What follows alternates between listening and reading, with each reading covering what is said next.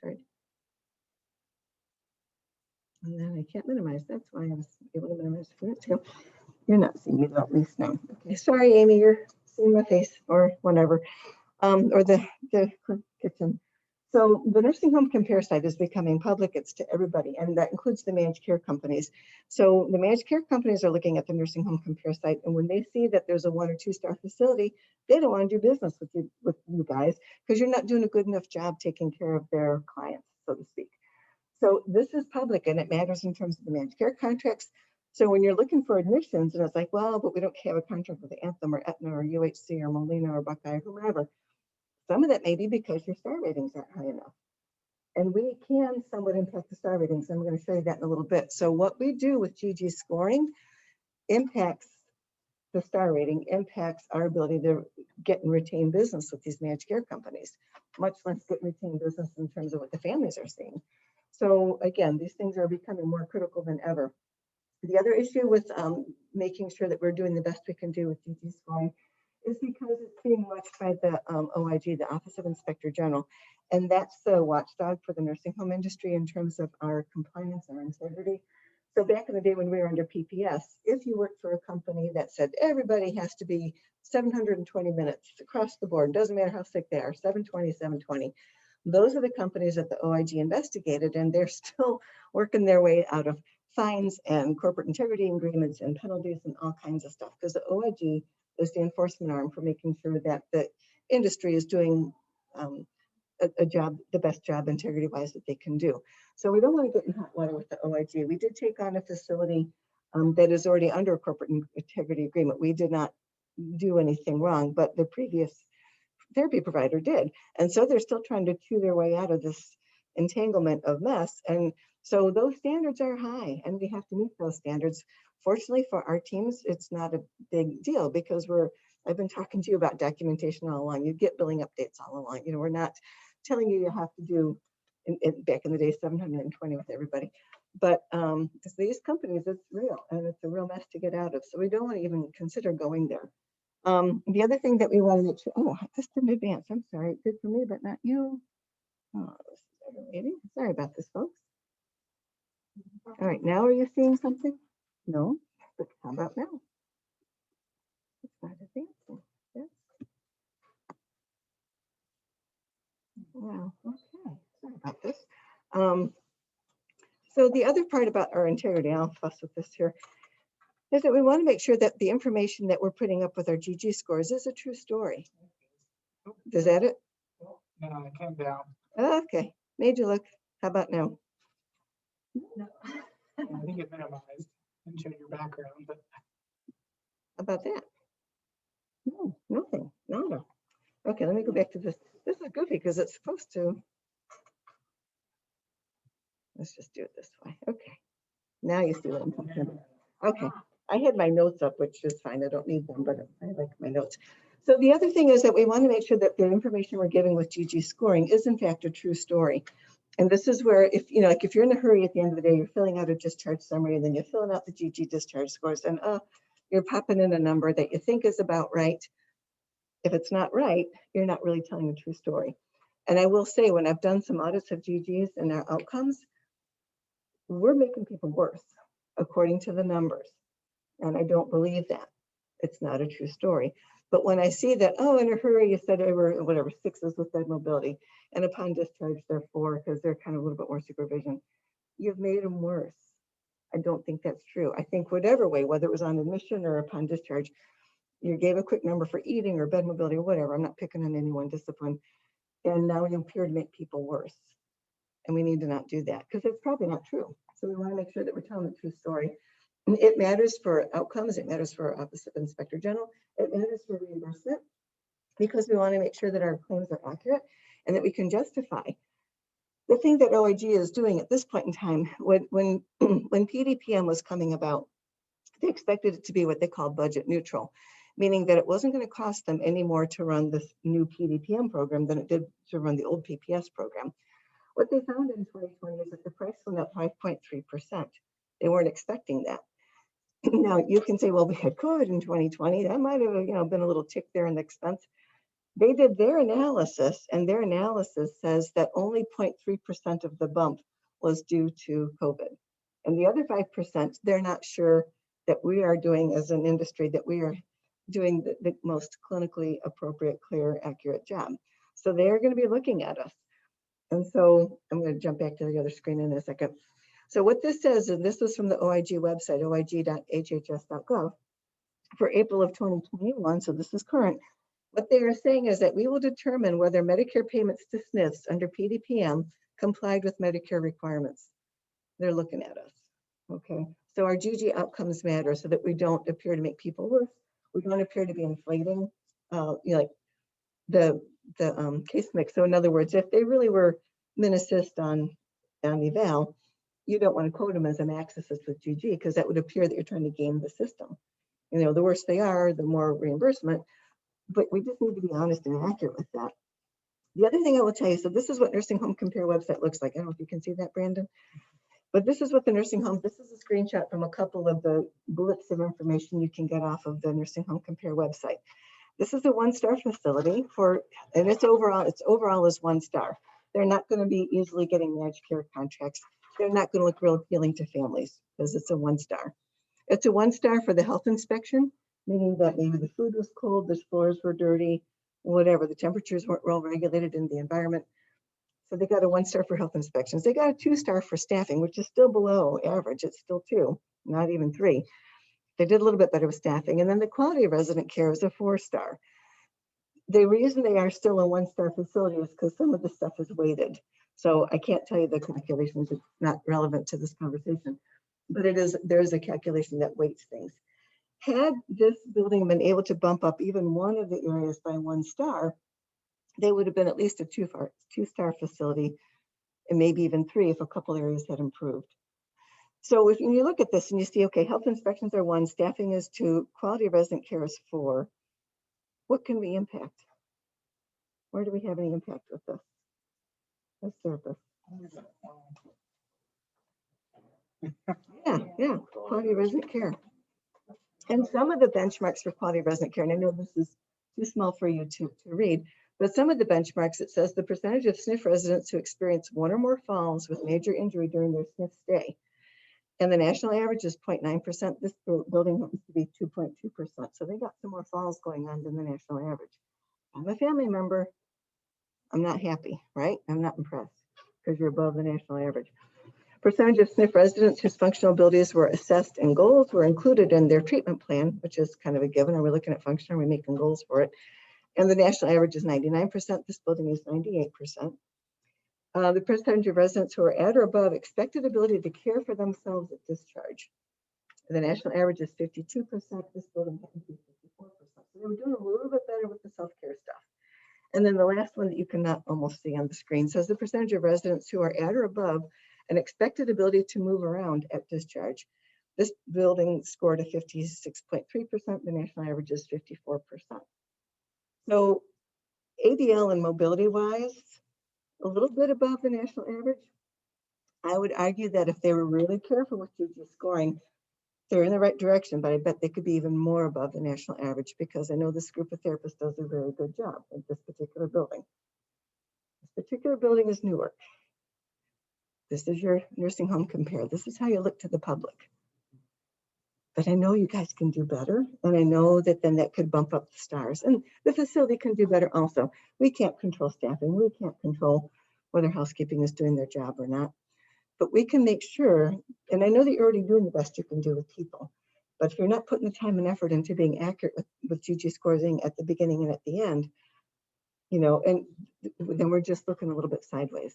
Like I said, I don't expect to have people go from a 6 to a 4, usually. And I know that always things can happen, okay? Especially if they're going home. So we've got to be careful with accuracy. Now, I will say that I have seen accuracy improve company-wide. It used to be that if people walked 30 feet, you know, they were scored as max assist for walking 50 feet with 2 turns. No, that's an 88. They're not able to go 50 feet. That's 88. So I am seeing better accuracy with that kind of stuff. But by the same token, I'm still seeing errors. And I think that what happens a lot, you know, and I get this. I wish Rehab Optima or Net Health would be more helpful to us, but they're not. Because, you know, you do your eval and you're typing it into the system and it's like, yeah, they're kind of contact guard min assist with transfers or whatever it is, upper dressing or something. Contact guard min assist. Okay. So you're writing up the eval. You're going to tag them as min assist because you're going to make a goal for that.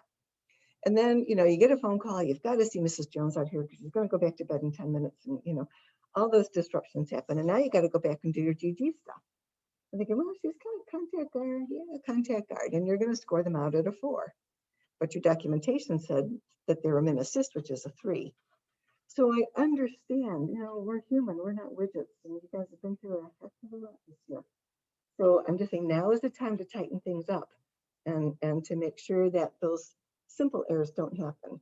You know, double check yourself. If you've been waffling about either a min or contact or whatever it is, make sure that you use the crosswalk. And what I have for you guys today as a gift is a mini version of the crosswalk sheet. And what you can do with this mini version is cut it out, tape it to your work area, tape it to your laptop, whatever it is, so that it's a quick reference. And again, if the error is the fact that, okay, they were, you know, maybe a heavy mod assist, okay, then they're going to be more like maybe a 2, you know. So some of those definitions and clarifications will be readily available for you if you want to use that on your laptop area. So we got, you know, crosswalk errors are better, but we can go even, I think, a little bit more better, if there's such a word. We need to make sure we have the other error that I frequently see is that we don't have the supportive documentation. So for example, if you're only going to score bed mobility, just like the one generic area that says bed mobility is mod assist. And then I look through your GG scores and you're rolling, you score them as, maybe you're going to score them as a 4, like supervision, a 4. Well, I'm looking back to your eval, you said mod assist. Well, maybe supine to sit sits to supine is mod, but they can roll pretty well. Very easy in Net Health to just break it out. It's already there for you. Just click on the rolling is whatever min and the supine to sit is mod or max, whatever it is. You've immediately got that supportive documentation right there. Same with lower body dressing, toileting, hygiene. When there's the breakouts in Optima, use it and you've automatically got that supportive documentation for both evals and discharges, okay? Otherwise, it looks like you're pulling a number out of the hat. It looks like you're trying to game the system, and I know you're not. But I'm saying I got to put on my OIG hat so that we can be protective of everybody. So again, when I see you scoring them as mod assist, but you know, rolling was, you know, scored as contact guard, it's like, oh, what's happening here? So we just don't want those errors to continue, okay? We also need to make sure that we talk with the MDS nurse and be aware that, for example, we might see them again. We know that we kind of see them at their best. 2 o'clock in the afternoon, their pain meds have kicked in, they've slept in that morning, whatever. And we see them in a different way than what they might see at 2 a.m. with, you know, a nighttime toilet transfer or something like that. So we want to make sure we know what MDS is seeing so that we can incorporate that with our goals and with the work that we're doing as well, just to be careful with that. Or they're not using adaptive equipment or feeding equipment, whatever it is, make sure we've got that communication happening. And then we want to explain that if there's any discrepancies between the eval and discharge, that we explain those issues, okay? So sometimes, for example, they lived in a 1-floor apartment. They just had one curb to get into their building and then everything was free and easy. So you might have looked at 1 step, but not 4 steps. 4 steps would have been not applicable or 0-9. Okay, yippee, fine, great. Well, now the discharge plan changed. They're not going to go back to that apartment. They're going to go live with a family who does have 4 steps. So it's okay that you scored like 9 on eval and you might score them out as a whatever, 3, 4, 2, whatever on discharge for steps. But just explain that due to the change in discharge plan, you know, you needed to address steps. Or maybe they wore kilts, I don't know, and now they're going to wear pants and you need to address, you know, lower body dressing differently. So just make sure that those discrepancies, because they can happen, but they get explained in the eval or within the discharge summary. So editing your discharge story, double checking your information for consistency. Like I said, I know you're going down the hallway and get 16 things sometimes between when you're documenting the eval versus when you're scoring GG. Make sure you're being consistent.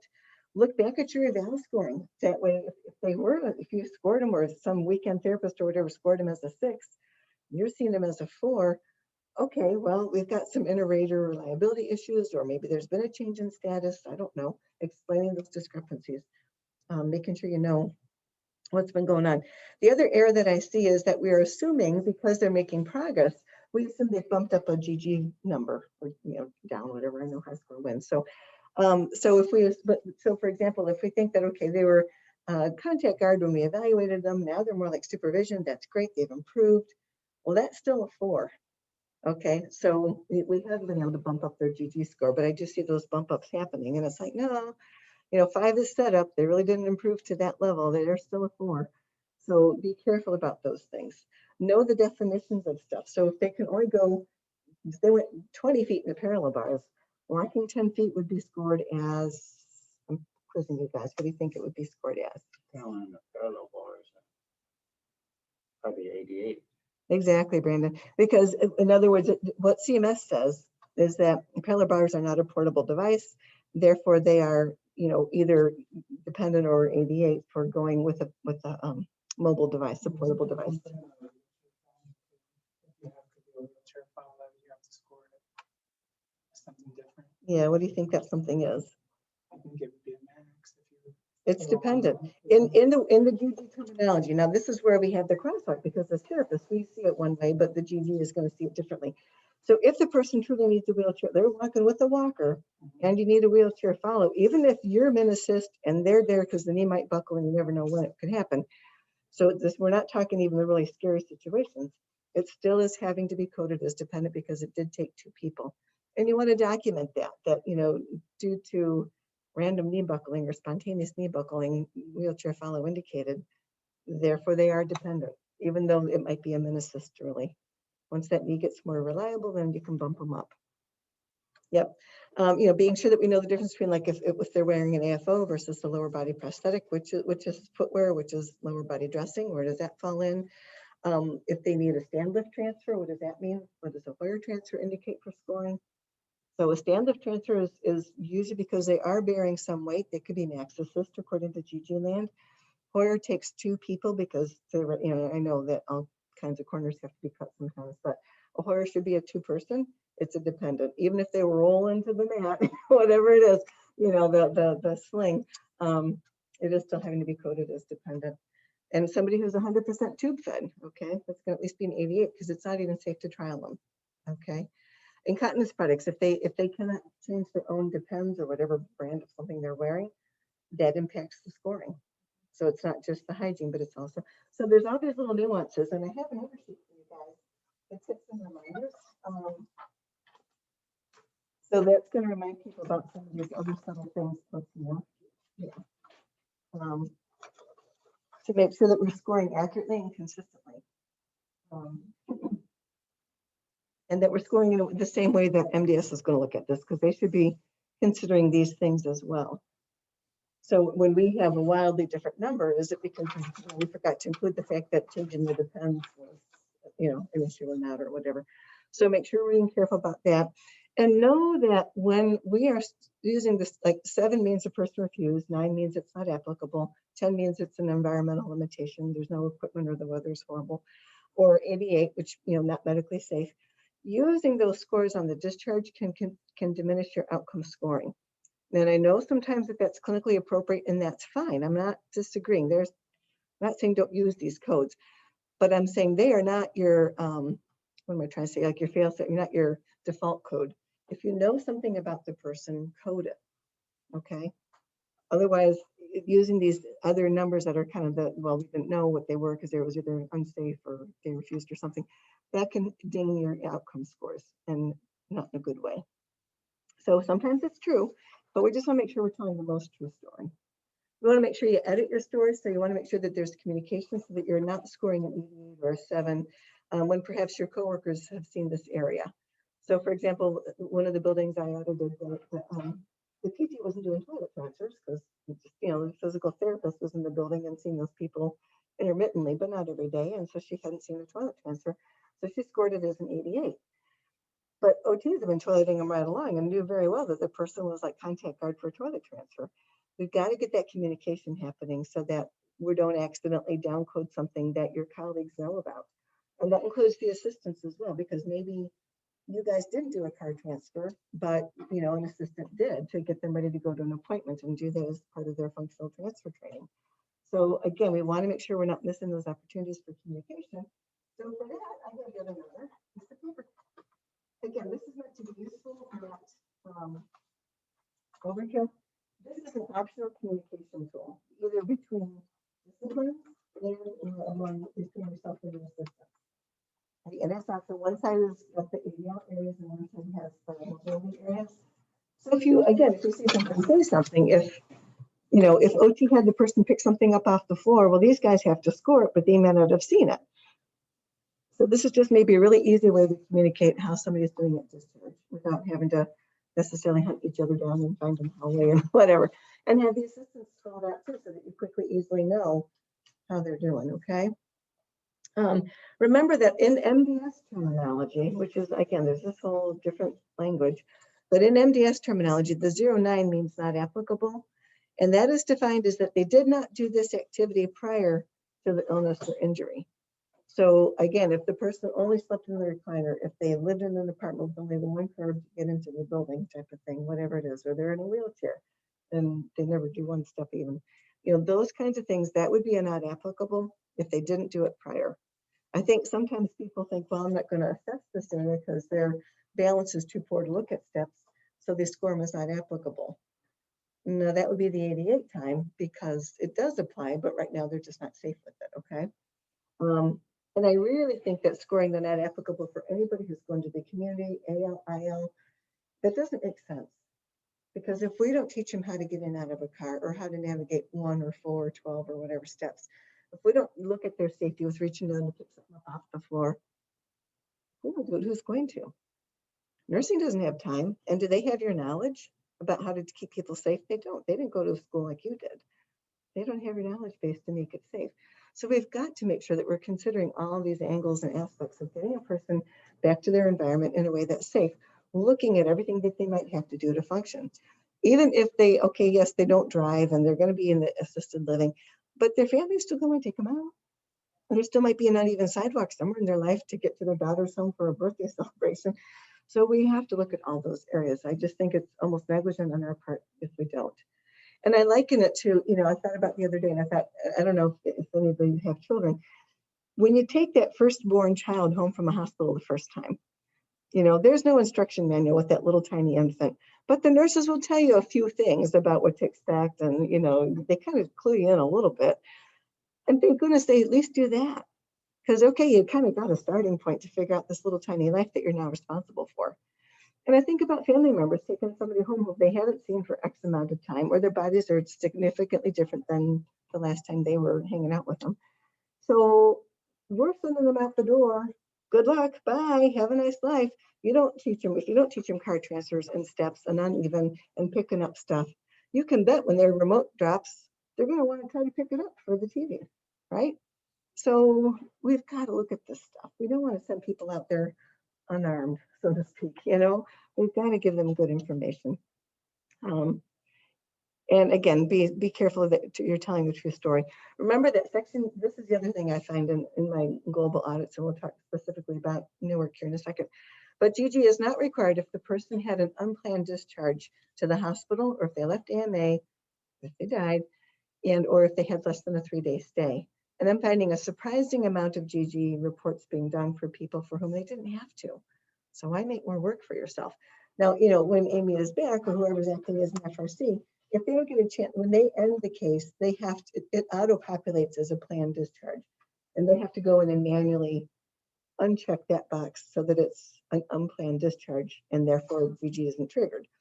However, if you know that they're AMA or hospital or whatever, and that FRC hasn't had a chance to go in and do that, don't touch GG. Then when they can get a chance to go in and end the case and uncheck that box, it's not going to show up as missing, because the thing that's happening is if you're filling out a GG that you don't need to fill out, if they left AMA or they went to the hospital, you didn't get to do all of your magic as a therapist. So if they're going AMA, they're not at their best. And in fact, they might actually be worse. Or if they're going out to the hospital, they may well be worse. And now you appear to be going from the 6 to a 4 or worse in areas that you wouldn't expect to decline. The last time we had talked about this, were going dashes because it was unplanned, so it didn't apply. So this is probably. You shouldn't even, yeah, you shouldn't even have to dash. Okay. And that's why, because I did, out of the 17 charts that I looked at for the past 30 days, 10 out of the 17 had dashes in them somewhere. Okay. And there were AMA discharges that you dashed, but you didn't, or, you know, vice versa. I'm not really pointing fingers. And I'm like, why are there so many incomplete GG reports here? And then I was looking back, and this was AMA, and this was hospital, and this was like, you don't have to do that. Okay. So the FRC hasn't had a chance to uncheck that box yet, but you know that their hospital, AMA, we want to make sure MDS is calling it AMA also, because sometimes it's like, they're going to come to you tomorrow and say, I'm sick of this place, I'm out of here tomorrow. And you know they're not ready, but did MDS call it AMA, or did they just say it was a sudden discharge? And you still might then have to do a GG score. Is that different than like when we bring up a discharge, or if I go into track, or if they've already put the discharge in and I click open, do the discharge, and I click Y, and then it'll say at the bottom, is this a planned discharge? And I click no. Because I do that for all my discharges, but that's not the same. It's not, no, that's when the FRC or FRC acting person is going to end the case. That's where they have to uncheck that planned box. So I know you think you're doing it right, but you're not overriding in the system. You're not overriding the fact that it's still that other box is still checked as a planned discharge, and so it unchecks it. Just don't touch GG. Yeah, because you're watering down your outcomes. This is where I'm saying you guys were at 56 for this or 54. I think it could be better. I think you're diluting it with crummy discharge scores because, yeah. So be careful about that. You don't have to do those things. As I said, the GG scoring done in error obviously negatively impacts your outcomes. It's okay to score a 9 on eval and then whatever upon discharge, but just explain it, because otherwise it's illogical. And CMS is really into, again, not gaming the system. If it wasn't applicable before, why is it applicable now? What are you trying to do? Well, we're trying to get them ready to go home as opposed to back to their apartment, whatever. Yeah. Should we also, I know there have been times where, like, let's say an admit comes in Friday evening, and for some reason, well, I guess not for some reason, but we don't have someone Friday, Saturday, or Sunday, and we come in Monday. I think I've had to dash a few section GGs, but if they're not there within that 3-day window, is that another thing where we should not touch it, not put any values in? You know what? Water us down too? I believe it might, and let me double check on that. If you I know that Optima doesn't use that data. It'll almost block it and say this is after the 3-day window. Yeah, it won't let you open it up in the eval, but then if you go to case manager and somewhere, then you can enter section GG, which is, I think we were told to do dashes. Yeah. Yes, I don't think you should. I'll double check on that. I appreciate the question, Barry. I don't think you should do anything to not, again, complicate the GG scoring in the way that you didn't intend to.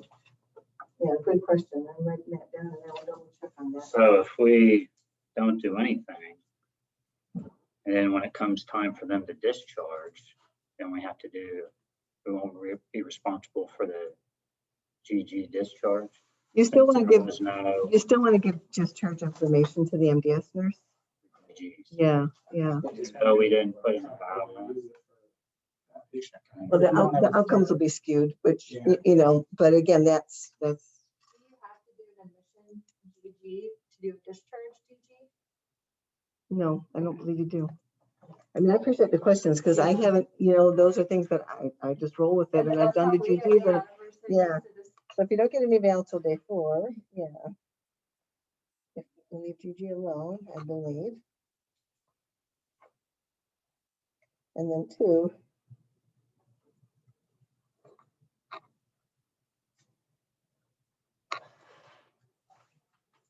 Yeah.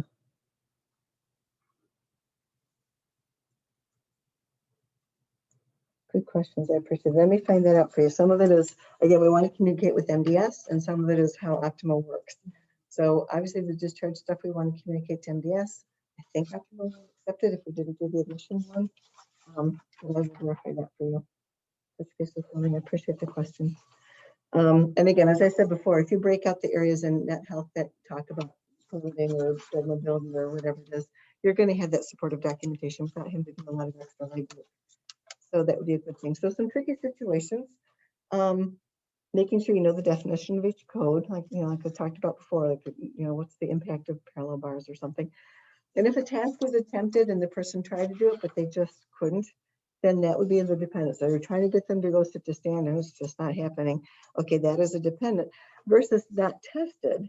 Okay, so if we don't test something because that they're bilateral non-weight bearing or something, you don't want them standing up. Okay, then your GG code should explain why, and you'd be smart to put, you know, in the little piece of paper in Net Health, also documenting, you know, not tested due to bilateral weight bearing or whatever it is, so that there's that confirming documentation. Okay, does that make sense? Okay. Selecting 10, again, for those environmental limitations, if it's unsafe to do a car transfer, there's no car. Simulated, by the way, simulated stuff doesn't count in GG land. So doing a simulated car transfer would not count. However, as a family member, if the best you could do, if I were a patient or a family member, if the best you could do is simulated car transfer, tell me the techniques, tell me the strategies, put me on a plastic grocery bag, whatever it takes. That still, clinically, we still need to do those things. We just can't score it in terms of GG, okay? That might still be a 10 or whatever, but we should still document that we've attempted to educate people. Like I said, we don't want to send people home without any information. And then we know 88s for those medical conditions or safety concerns. If they didn't do the task previously and it's not going to be addressed, then the task is not applicable. In Net Health and GG is a 9. Obviously, if they refuse, that's a 7. As I said before, I think sometimes that PT is, I've been seeing PT coding stuff as 88 when OTs address those areas. So we just want to make sure that you're communicating. I don't care if you use that form, if you use some form that's from like a managed care company that you happen to like, but just communicate so that we don't see stuff that we don't need to see. If they're going to go home, you know, obviously it's unlikely that they're never going to need to walk on an uneven surface. It's unlikely that they need to get in a car or pick up something. So consider having those kinds of goals in your POC.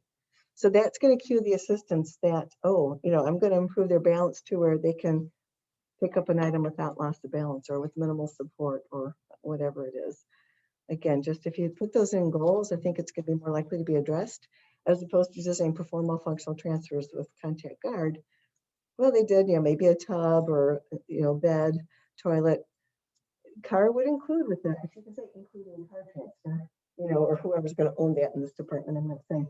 But, you know, that would be the cue then, hopefully, for the assistant. Oh, yeah, I got to look at car transfers too.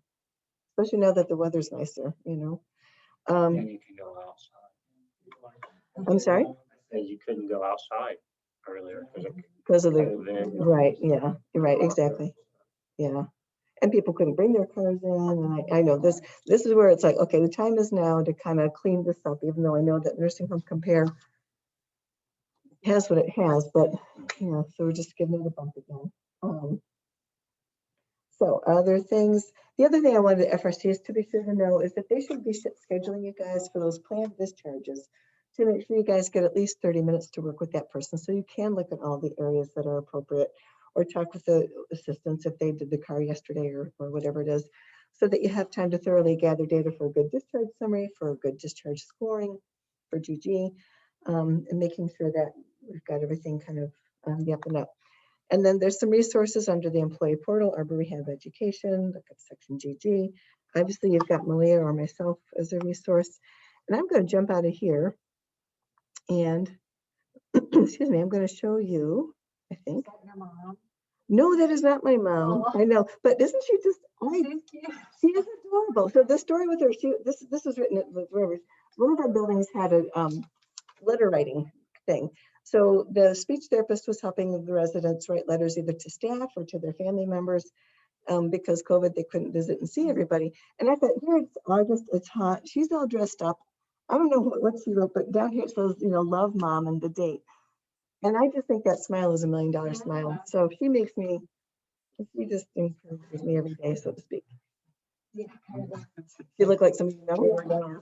Yeah, oh my gosh. Yeah, this lady is in Medina, but I just have to smile every time I see her face because I think it's a pretty awesome smile. So let me show you guys some information when I did the outcomes for Newark. I don't know what you're seeing on your screen. You're not seeing anything. Well, when I did the outcomes for Newark, I looked at, again, I had to kind of wade through because there was a lot of dashes. So I was trying to find the people that had everybody for eval, everybody for discharge. And so I looked at Deborah Reed and Karen Nyberg, Nyberger. Yeah, I abbreviated her name because it wouldn't all fit. But I looked at those two people. So for OT, for the self-care areas, Deb improved 280%, which is pretty good. Now you have to realize if they, so all I'm simply doing is adding up. If their GG score was 3, 4, 1, 2. Okay, so their initial score was 10, and then their at discharge, they might have been 20, so there would have been 100% improvement. Theoretically, you could get a 500% improvement. Because if everybody was a 1 on admission and then everything was a 6 on discharge, mathematically, they could improve 500%. Now, that's not real, but I'm just saying when, oh, well, they improved 80%, we're doing pretty good. Well, 80% on that scale is not bad, but it's not the best maybe that it could be. Again, we're talking about the accuracy and making sure we're addressing all the areas. But Deb did improve 280%, which is pretty darn good with the OT areas. For physical therapy areas, she improved 61%. And again, like I said, out of the big range, it's like almost like 0.6 out of 5. You know, it's like, it could be better. And I think that there may be some areas where we just have to kind of tweak the scoring. With Karen, for the self-care areas, she improved 32%. And she also improved 32% for physical therapy mobility areas. So again, I just think we need to be a little bit careful with the scoring, especially upon discharge. And now I understand why I saw so many dashes. So I looked at like the OT with Mrs. Saxon. Ms. Saxon? Saxton. I'm sorry, I'm not saying her name right. I believe, yeah. Okay, yeah. Yeah. So like OT got in on day 2, but I didn't see GG scoring, so I'm not sure why. Oh, it was an eval only, and you had some really good documentation with that. So I'm sorry, I do want to reverse my comment here. I was like, why didn't I see scoring? But it was an eval only, but you did a good job with the documentation. But then I don't know why, like physical therapy got in on day 1, but the eval information is dashed out. So I'm not sure why that would have happened. So I'm just saying we need to be careful because those dashes are going to count against us at the end of the day. Okay. And so just to let you guys know too, with Reed, she was refusing a lot of things. You know, very politely declining things, as you nicely worded it. So you would document that as did not test, which on the one hand I understand because she said, no, thank you, you didn't test it. But if you're going to make a goal for those areas, that needs to be then either dependent or unable. Because when you're saying did not test, you're telling CMS, I have no idea how they're doing, but I'm going to make a goal for them to be an assist. And that makes no sense in CMS land. So the fact that, no, honey, I'm too tired, I'm in too much pain, whatever, we don't know my weight bearing status yet, so I don't want to get out of bed with you. In that moment, I am dependent because I'm not going to do it with you. So instead of do not test or the not applicable, just put dependent. In those situations, I mean, If we're planning on having a goal, if you're going to make a goal for it, yes. Because I can, if I'm on my CMS broomstick, you know, I can go from dependent to an assist. But when you don't test it, you're telling me you have no idea how they're doing. Now, Wouldn't that be a refusal? Patient refusal? Well, why would you, well, but you're making a goal for, yeah. Well, then this is where it gets sticky. And GG is not a perfect science. That's what we deal with when we're Yeah. doing these assessments and discharges is that Yep. you can take it, you can code it this way, or you could code it this way, or you could code it this way. It makes it hard sometimes. Well, and I guess, and that's where, you know, like those little pieces of paper in Optima or whatever, is to say, you know, you might score them as in the eval, you're going to say they're dependent and your GG is dependent one, but that little piece of paper, you know, unable or dependent to get out of bed due to pain, fear, fatigue, whatever, you know, anxiety. I mean, all those things that why do you think that they are politely declining or not so politely declining, you know? And so if you explain that, and you choose to code that as a refusal, then due to pain or due to whatever. I know I just said you can code it as dependent, you can code it as a refusal. I think we just need to have the documentation to back it up. Again, OIG is looking at this stuff, and I would go to the mats defending you guys saying, hey, you know, they coded it as a refusal. They said dependent here, refused there, because the person was just in too much pain. But they want, but you see potential for them to get out of bed, transfer, whatever. So you want to make a goal for it. On a better day, they will get out of bed, you know. So I think as long as we explain it a little bit, then we can justify it. Okay. And yeah, I saw a couple of people going to the hospital with physical therapy doing the discharge GG scoring. Again, I'll make sure Amy knows that she doesn't have to do, you don't have to do these things. Make life a little bit easier. We're gonna do Don't it and start we'll it. find you. Just a was- minute, Joe. We are about wrapping up here, other than I want to make sure I, This, I actually had a question which might kind of lead into this too, because Sure. it's on the mobility clip. Yeah. The second one is the wheelchairs to use for facility. Because I think we have a number of patients here who are ambulatory and are pretty good mobility wise, but they will also use a wheelchair and around. So for some of them, like I might be scoring on section GG wheelchair mobility, but if I'm not writing a goal and I'm focusing on mobility gait training goals, what should I score? I Should would it say be no. non-applicable? I would say no. Well, your choices there are yes or no, like Yeah. either use a wheelchair, yes or no. And in that case, I would say no, because if it's just used for facility convenience, Mhm. which anything over 150 feet, since GG, their max is 150 feet. It's like, that's what they're looking to see people do. And if the person, yeah, they can go 150, but they can't go to 500, you got some long hallways here. And so then I would score that as a no. Yeah, and not even worry about it. I have a quick question about. Yeah, please, that's fine. If they're a long-term resident and like if they went to the hospital and they come back Medicare A, GG codes, if staff assists with bathing, can I mark that as a 9 upon admission, or do you prefer, is it better to put like a functional status in there? Because if it's not something we're gonna address because staff will Right, do it. Right, exactly. I would still score it as max or dependent or Okay. whatever you think is appropriate, because remember, nursing does have to score it, Mhm, and they have to come up with a real number. So we want to give them our best information, which is like, yeah, they barely have upper body range of motion, and if they get the lower, so it's a max or a dependent, okay, then because that way at least MDS has our knowledge as well. okay. I was just curious because I was under the. Yeah, and it's, don't get the best, I mean, again, I know we're talking GG, and then, and our rehab minds and our plan of care minds are two different beasts. And I'm saying when it's appropriate, I would really hope that you would do like a stair climbing goal or a car transfer goal or whatever kind of pick up an item kind of goal for those for whom it's appropriate. But just because it's in GG doesn't mean that you're going to have to care plan for it if it's not clinically appropriate. Now you may have to score it at the end, to try to give that information, or you may dash at the end. I would prefer you score when you can, but if it's an area that you just absolutely, it's not happening. So if you get a total hip person, or a total knee, and in the beginning, they have to use a wheelchair to get around or down the hallway, but we're not writing a goal for a wheelchair because, we want them to walk out with a walker. So on the GG, they might be, an assist with propelling the wheelchair 50 feet. I would still say We it's a still, no. we still. It's a no. right? Pardon? We still, I think, because they're not going to, your goal, if they're the hip and you're hoping that they're going to not need the chair other than these long distances, it's no. It's no on eval, it's no on discharge. For the wheelchair only, because the wheelchair is kind of a unique thing where it's for facility, CMS makes it pretty clear, there's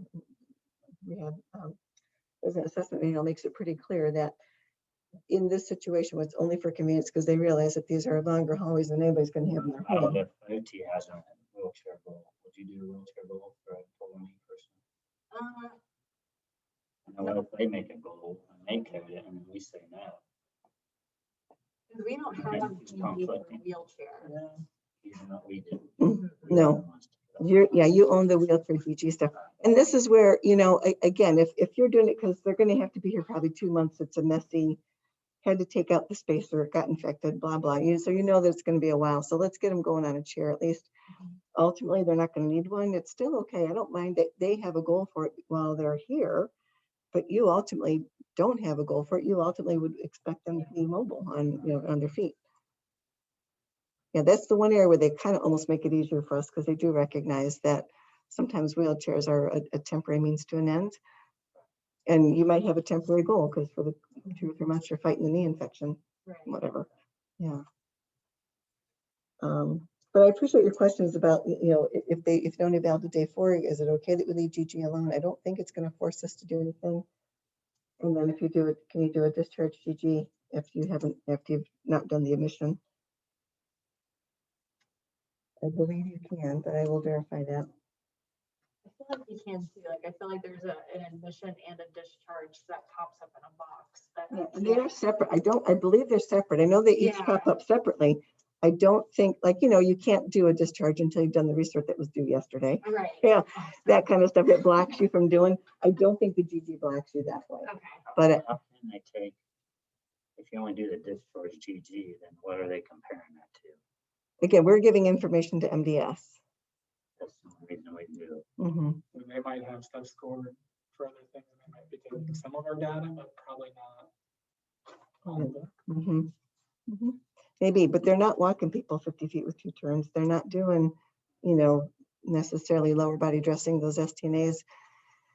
And they, every building is different, but those MDS nurses kind of know, oh, wow, this hallway has all new STNAs, and they're just popping anything into that screen, and they're more likely to believe OT.